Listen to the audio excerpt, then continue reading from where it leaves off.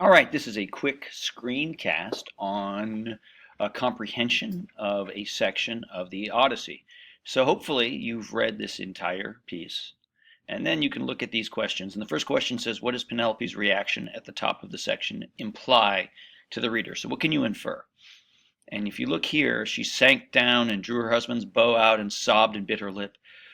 You can infer that she misses her husband, that she doesn't want to do this, that her husband Odysseus still means the world to her, that she misses him. All of those things are implied here.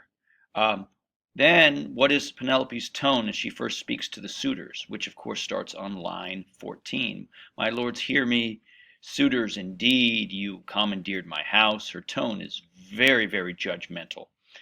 My husband being long gone, long out of mind, you found no justification for yourself, none except your lust. And the word lust tells us also that she is looking down on them. She is judging them. She is very unhappy with the way they have acted since they have come to her home. What is the reaction by Antinous to the swineherd and the cowherd? And you can find that right here. So line 30, 31, 32. He says, clods, they go to pieces over nothing, they are crying. You too there, why are you sniveling? To upset the woman even more? You can see that his reaction is very self-serving. His reaction is he's not understanding that the cowherd and the swineherd are very sad that their master's gone and that their mistress has decided to have a contest to replace him. But Antinous doesn't see this at all. He sees what he wants to see. He sees them as weak. He sees them as in the way. He sees them as creating pain for her, and not acting like men, although they are surely acting like the loyal servants that we find them to be in the next book. And then what is foreshadowed in lines 46 through 50? And you read that, it says,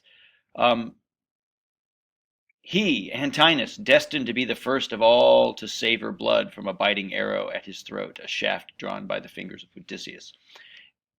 And we have already seen whom he had mocked. We have seen, as we read through, we know that Antinous is killed by an arrow shot to his throat.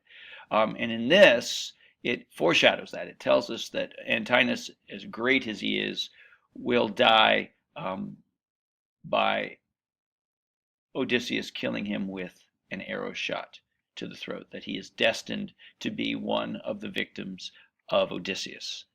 All right, so hopefully that helps. Please make sure you ask me any questions concerning any of the comprehension.